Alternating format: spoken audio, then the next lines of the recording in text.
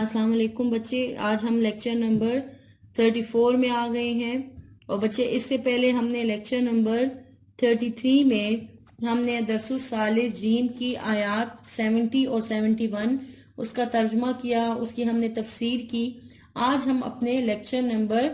73 اور باقی لیکچر جو ہم اپنا کمپلیٹ کریں گے۔ تو ہم ابھی لفظی ترجمہ میں آپ لوگوں کو کر کے بتاتی ہوں، تو بچے آپ لوگ اسی طرح پینسلز اپنے ہاتھ میں رکھیں۔ میں پہلے لفظی ترجمہ کر کے بتاؤں گی اور اس کے بعد پھر ہم اس کا با محاورہ ترجمہ کریں گے۔ تو آیت نمبر 71 تک ہم نے کر لیا تھا،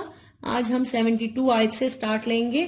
تو ہم شروع کرتے ہیں۔ اعوذ باللہ من الشیطان الرجیم، بسم اللہ الرحمن الرحیم۔ ان الذین، بے شک وہ لوگ، آمنو جو ایمان لائے ہیں، وہاجروا اور انہوں نے ہجرت کی، وجاہدوا اور جہاد کیا، بِأَمْوَالِهِمْ اپنے مالوں سے، وَأَنفُسِهِمْ اور ان کی جانوں سے یا اپنی جانوں سے، فی سبیل اللہ اللہ کی راہ میں، والذین اور وہ لوگ، آووا جنہوں نے جگہ دی، ونصروا اور مدد کی انہوں نے، اولئک تو یہی لوگ، بعضهم ان کے بعض، اولیاء دوست ہیں، بعض کے، والذین اور وہ لوگ، آمنو جو ایمان لائے ہیں، ولم اور نہ، والذین اور وہ لوگ، آمنو جو ایمان لائے، ولم اور نہ، یہاجروا جو اور نہ انہوں نے ہجرت کی، ما لکم یعنی نہیں تمہارے لیے، من ولایتہم ان کی دوستی سے یا رفاقت سے، من شیئن کچھ بھی، حتی یہاں تک کہ، یہاجروا وہ ہجرت کریں، وَإِنِ اسْتَنْصَرُوكُمْ وَإِنِس اور اگر، تنصروکم مدد مانگے تم سے، فی الدین دین میں، فعلیکم النصر تو تم پر ہے مدد کرنا ان کی، الا مگر، علی پر، قوم کے، بینکم تمہارے درمیان، وبینہم اور ان کے درمیان، میثاق معاہدہ ہو، واللہ اور اللہ تعالی، بما جو تعملون تم عمل کرتے ہو، بصیر دیکھ رہا ہے۔ اب بچے ہم اس آیت کی لفظی ترجمہ ہم نے کر لیا، با محاورہ ترجمہ کی طرف آتے ہیں کہ جو لوگ ایمان لائے اور وطن سے ہجرت کر گئے اور اللہ کی راہ میں اپنے مال اور جان سے لڑے، وہ اور جنہوں نے ہجرت کرنے والوں کو جگہ دی اور ان کی مدد کی، وہ آپس میں ایک دوسرے کے رفیق ہیں یعنی دوست ہیں۔ اور جو لوگ ایمان تو لائے لیکن ہجرت نہیں کی، تو جب تک وہ ہجرت نہ کریں تم ان کو ان کی رفاقت سے کچھ سروکار نہیں، اور اگر وہ تم سے دین کے معاملات میں مدد طلب کریں تو تم کو مدد کرنی لازم ہے، مگر ان لوگوں کے مقابلے میں تم میں اور ان میں صلح کا عہد ہو تو مدد نہیں کرنی چاہیے، اور خدا تمہارے سب کاموں کو دیکھ رہا ہے۔ بچے ہم پہلے ان تمام آیات کا لفظی ترجمہ با محاورہ کر لیتے ہیں، کیونکہ ان کی تفسیر پھر میں آپ لوگوں کو کرواؤں گی سٹیپ بائی سٹیپ۔ والذین اور وہ لوگ، کفروا جو کافر ہیں، بعضهم والذین یعنی وہ لوگ، کفروا جو کافر ہیں، بعضهم بعض ان کے، اولیاء دوست ہیں بعض کے، الا تفعلوہ اگر نہ تم کرو گے اس سے، تکن فتنۃ تو ہوگا فتنہ، فی الارض زمین میں، و فساد اور فساد کبیر بڑا، اور جو لوگ کافر ہیں اور وہ بھی ایک دوسرے کے رفیق ہیں۔ تو مومنوں، اگر تم یہ کام نہ کرو گے تو ملک میں فتنہ برپا ہو جائے گا اور بڑا فساد مچے گا۔ اب ہم لاسٹ آیت کی طرف آتے ہیں۔ والذین آمنوا اور وہ لوگ آمنوا جو ایمان لائے، والذین آمنوا وہ یعنی وہ لوگ جو ایمان لائے، وہاجروا اور انہوں نے ہجرت کی، وجاہدوا اور انہوں نے جہاد کیا، فی سبیل اللہ اللہ کی راہ میں، والذین اور وہ لوگ آووا جگہ دی، ونصروا اور مدد کی، اولئک تو یہی لوگ ہیں، ہم المؤمنون وہ ایمان والے، حقا سچے، لہم ان کے لیے، مغفرت بخشش ہے، ورزق کریم اور رزق ہے عزت والا، والذین اور وہ لوگ آمنو جو ایمان لائے، من بعد اس کے بعد، وہاجروا اور انہوں نے ہجرت کی، وجاہدوا اور انہوں نے جہاد کیا، معکم تمہارے ساتھ، فاولئک منکم تو پس یہی لوگ ہیں تم میں سے، وَأُولُو الْأَرْحَامِ اور قریبی رشتہ دار، بعضهم بعض ان کے، اولا ببعض زیادہ حقدار ہیں بعض کے، فی کتاب اللہ اللہ کی کتاب میں، ان اللہ بے شک اللہ تعالیٰ بکل شیء علیم جاننے والا ہے ہر ایک چیز کا یا ہر ایک چیز سے واقف ہے۔ اب بچے ہم اس کے بامحاورہ ترجمہ کی طرف آتے ہیں۔ جو لوگ ایمان لائے اور وطن سے ہجرت کر گئے اور خدا کی راہ میں لڑائیاں کرتے رہے، اور جنہوں نے ہجرت کرنے والوں کو جگہ دی اور ان کی مدد کی، یہی لوگ سچے مسلمان ہیں۔ ان کے لیے خدا کے ہاں بخشش اور عزت کی روزی ہے۔ اور جو لوگ بعد میں ایمان لائے اور وطن سے ہجرت کر گئے اور تمہارے ساتھ ہو کر جہاد کرتے رہے، تو وہ بھی تمہی میں سے ہیں، اور رشتہ دار خدا کے حکم کے روح سے ایک دوسرے کے زیادہ حقدار ہیں۔ کچھ شک نہیں کہ خدا ہر چیز سے واقف ہے۔ جی تو بچے ان آیات میں یہ جو میں نے ابھی آپ کو تلاوت کی اور میں ابھی اس کی تفسیر کرنے لگی ہوں، تو بچے ان آیات میں ملت اسلامیہ کے مختلف گروہوں کا ان کی اپنی الگ نوعیت کے لحاظ سے ذکر کیا گیا ہے، اور ساتھ ہی ان کے باہمی اور دینی اور سیاسی تعلقات اور حقوق و فرائض کی نوعیت بھی بیان کی گئی ہے۔ یعنی اس لحاظ سے ان آیات کو اسلام کی خارجہ پالیسی کا ستون بھی قرار دیا گیا ہے۔ یعنی اس وقت جو ہے اسلامی معاشرہ مختلف عناصر پر مشتمل تھا۔ پہلے دو عناصر کا ذکر یعنی قرآن کریم میں جو یوں فرمایا ہے کہ یقیناً وہ لوگ، دیکھیں یہاں پر، کہ جو ایمان لائے اور ہجرت کی اور جہاد کیا اپنے مالوں سے اور اپنی جانوں سے اور راہ خدا میں اور وہ جنہوں نے پناہ دی مہاجرین کو اور ان کی مدد کی، تو یہی لوگ ایک دوسرے کے لیے دوست ہیں۔ یہ جو پہلی آیت میں ہے، تو یہ میں آپ کو ابھی بتا رہی ہوں کہ پہلی جو ہے کہ وہ مسلمان جو مکہ سے ہجرت کر کے مدینہ آئے تو وہ کیا کہلائے؟ مہاجرین کہلائے، اور جنہوں نے مہاجرین کو پناہ دی اور ان کی مدد کی تو وہ کیا کہلائے؟ انصار کہلائے۔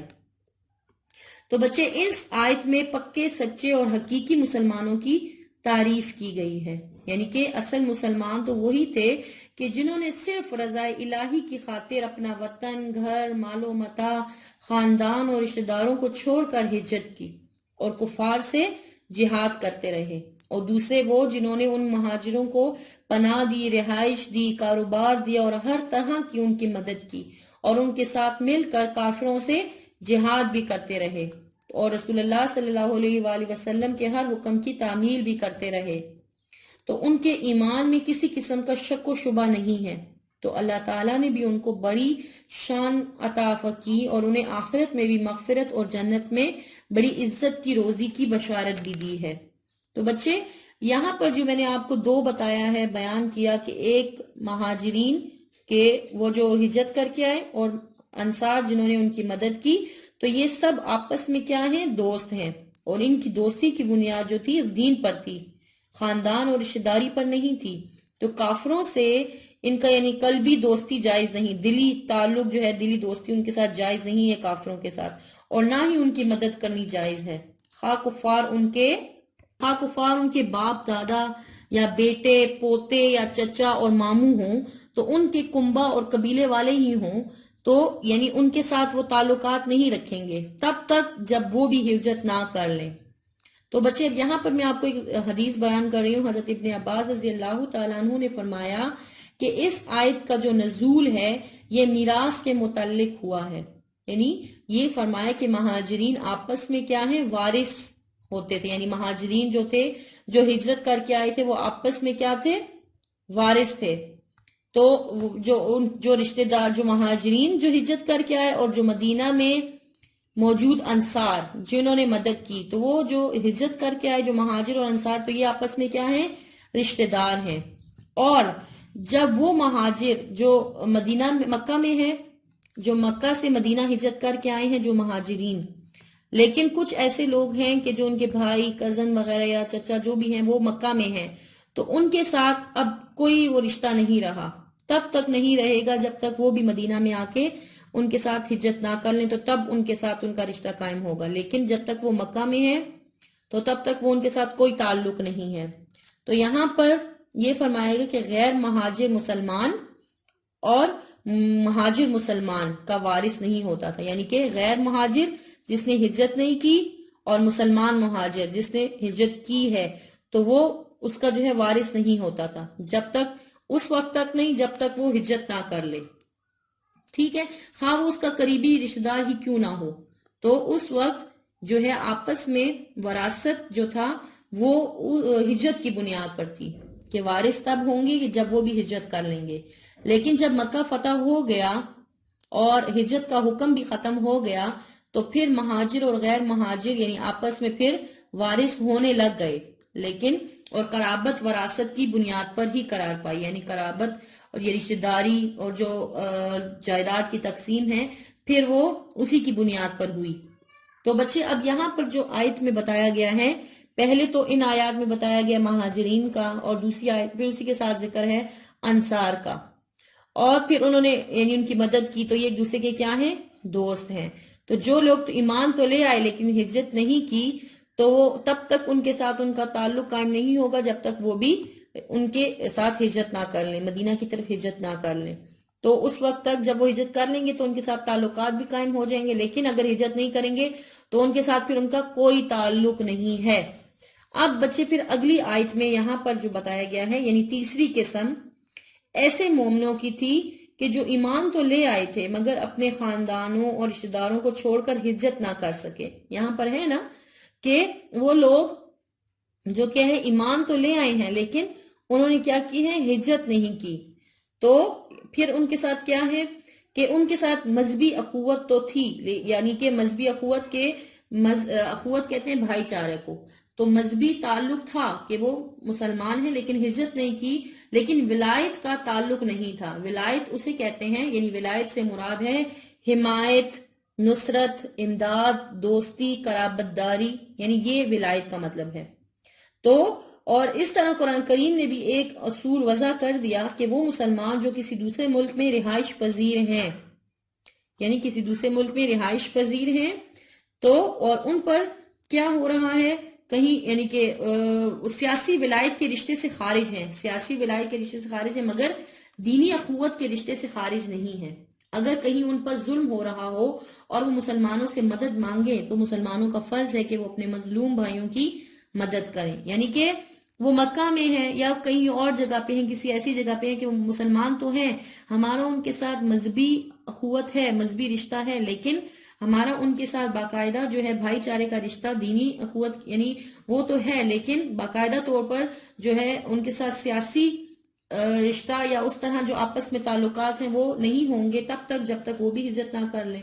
لیکن اگر وہ وہاں پر ہیں اور ان پر ظلم ہو رہا ہے اور وہ ہم سے مدد مانگے تو ہمیں پھر ہمارا مسلمانوں کا فرض ہے کہ وہ اپنے مظلوم بھائیوں کی کیا کریں، مدد کریں۔ جیسے ہم مثال لے لیں آج کل کشمیر، فلسطین، یعنی کہ مسلمانوں کی مدد کرنا تمام اسلامی ممالک کا کیا ہے، فرض ہے۔ لیکن اب اس میں بھی بچے ایک بات ہے کہ مگر ایسی مدد کے لیے اللہ تعالیٰ نے پھر ایک شرط بھی عائد کر دی ہے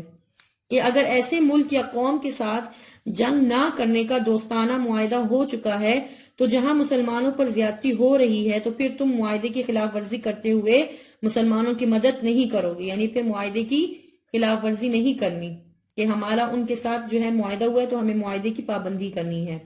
اور مسلمانوں کی مدد نہیں کرو گے، یعنی صرف مذاکرات کے ساتھ، مذاکرات سے ہی مدد کی جا سکتی ہے۔ تو یہاں پر جو بات بیان کی گئی ہے، ایک وہ کہ مسلمان ہیں لیکن کسی دوسرے ملک میں ہیں اور ان پہ ظلم ہو رہا ہے، اور وہ اگر مدد مانگے تو ہم ان کے ساتھ